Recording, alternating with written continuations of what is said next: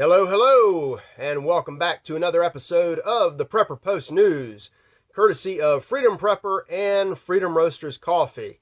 I am Perrin Lovett, your host, and no, you're not dreaming things. It is Big Day Wednesday, January 6, 2021, but it's also Merry Christmas Eve to everybody in the Orthodox churches, wherever that might be, from, Russia, Ukraine, Serbia, Croatia, Greece, Syria, and wherever else Orthodox Christians celebrate Christmas tomorrow.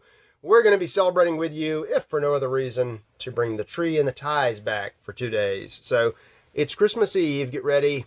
I suppose Santa Claus is making another run tonight. And a little bit later today, yes, Santa Claus may very well drop by the Capitol Dome in the Washington District of Corruption up on the Potomac. So that's going to be our feature. This is going to be a little bit of a shorter news break today for reasons. And the big reason is at 1 o'clock Eastern Time, we're going to have a joint session of Congress. The House and the Senate will gather together to certify the results of the Electoral College election, which took place back last month. Mike Pence, performing his duties as the president of the Senate, will be in charge of that. And we have been promised by no less than the president of the United States that today will be, quote unquote, wild. So what we're going to do a little bit later today, I'm going to come back, maybe dressed more informally, and we're going to have a live stream. First ever. I don't know how that's going to work. I probably should have looked into that more and done a test, but we'll play with it and see how it goes. I hope you guys all come back. Everybody listening to the podcast, thank you for the recent doubling and then the redoubling of podcast traffic. That's just excellent. I don't know if that would work with the podcast, but I do know that you can come back here on YouTube, if there is a YouTube later today, and listen along and maybe even do the comment thing. I don't know how that works. We will... We'll either have a learning experience or a really good laugh at my expense. But yeah, today, I call this one today the joint session. And to our libertarian friends, no, this has nothing to do with your number one topic. It's just the meeting of the House and the Senate. And we have 538 possible electoral votes, unless a Dominion machine is involved in the count. And they will be decided. 7 states sent up competing slates of electors because of issues that we're not really supposed to talk about.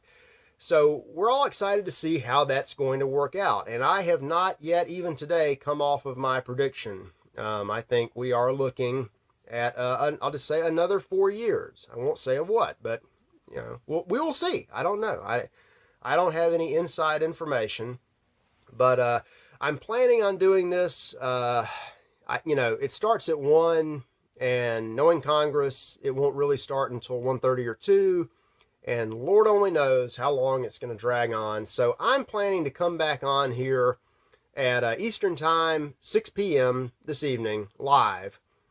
If it's over in 20 minutes, I may move that up and come back and assess what happened. If it's still ongoing, we may I may pull up C-SPAN, Wi-Fi permitting, out here in the studio and kind of take it blow by blow with you. Hopefully I'll just be doing a recap, and we'll be having a good discussion that looks kind of like a party.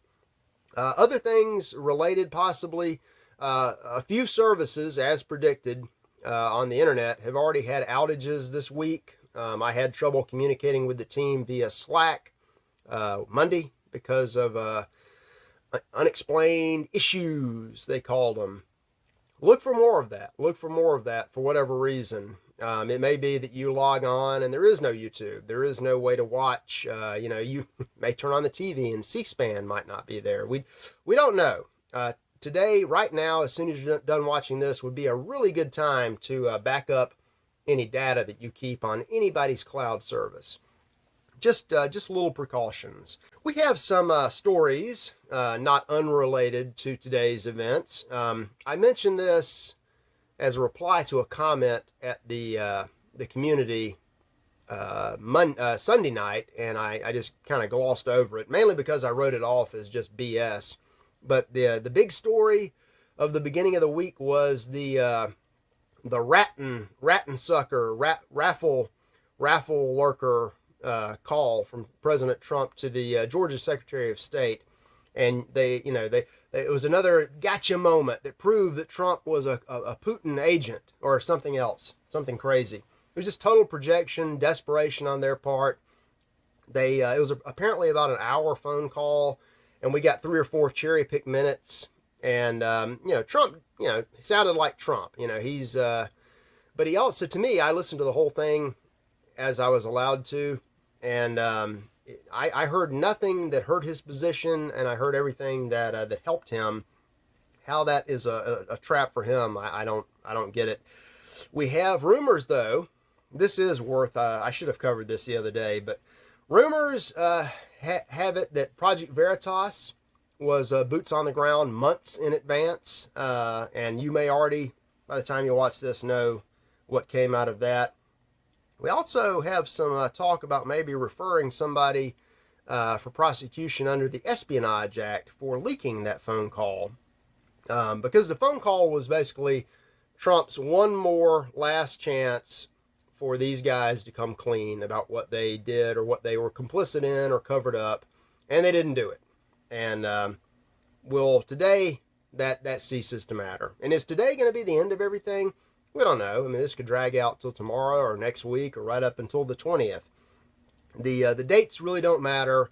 It's the ultimate outcome, which is not guaranteed, but we're hopeful. We are hopeful about it. One thing that would bring a conclusion to this circus would be if somebody would go ahead and concede. If the losing party, like, I don't know, I'll just pick a name, Joe Biden, would concede. Now, why would he concede? The AP has said that, he's the Electoral College has already voted. Yeah, they did. But why did he suddenly cancel his inauguration parade? And why has he been telling people, don't show up. It's not going to be a big deal. Don't even come. Don't be anywhere around D.C. on the 20th. I don't know.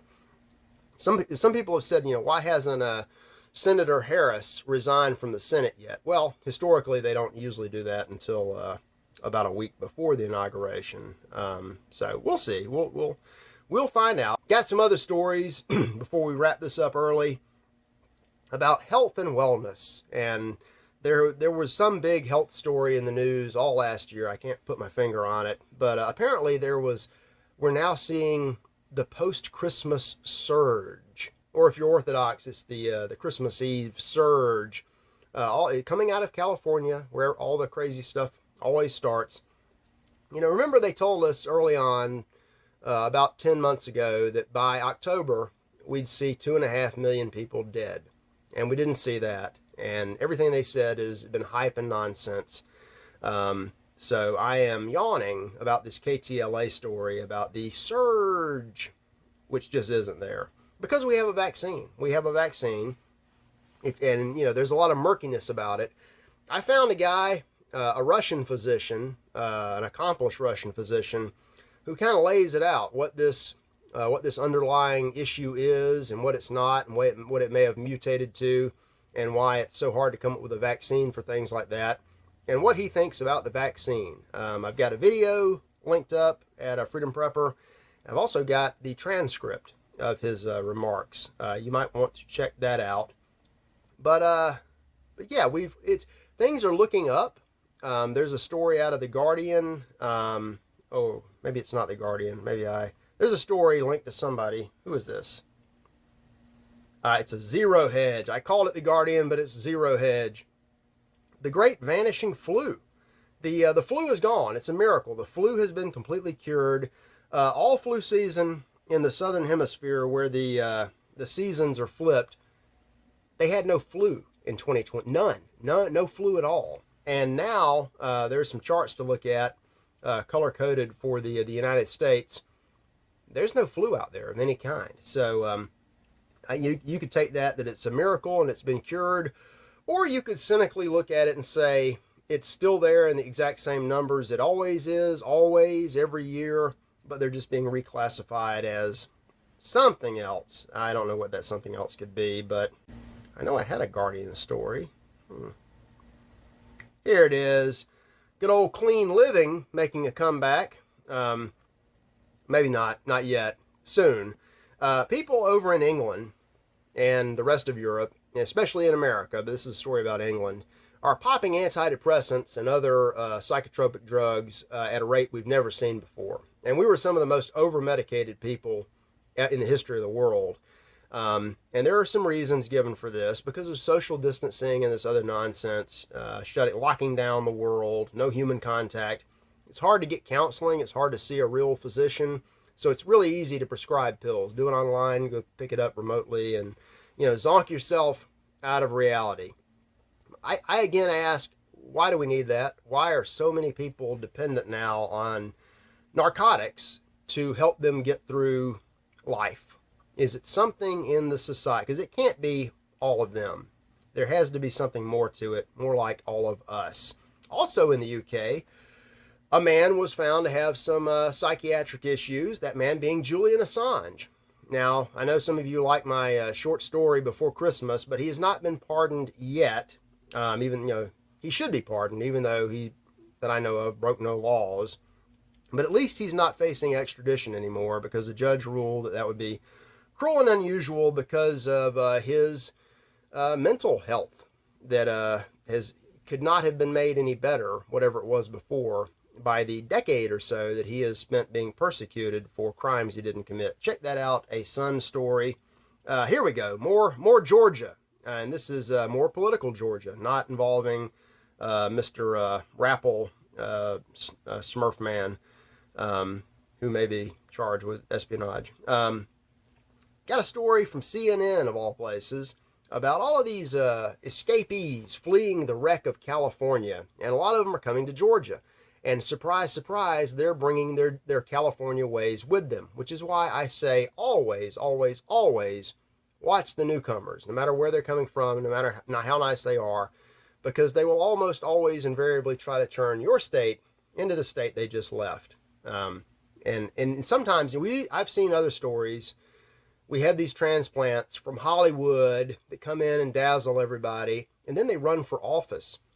And you have so many local people that, come up with the craziest reasons to support them. I had a friend who was all excited about some Democrat liberal woman from California that just popped up, just barely met the residency requirement and ran for office. And he supported her. Why? Because she's good looking. I mean, that might be a better reason than some of the policies. But anyway, take a look at that and keep an eye out, folks. The Wall Street Journal, getting back to business, has a story about everybody working at home these days. And there have been studies about this. This is kind of an opinion poll of workers. People are happy at home. And it appears that they are doing more work and they're more productive working from home. I say this is great. Technology could make this even easier. But historically, up until the Industrial Revolution, most people lived and worked at home. Farmers lived right next to the field. Shopkeepers lived upstairs from the shop.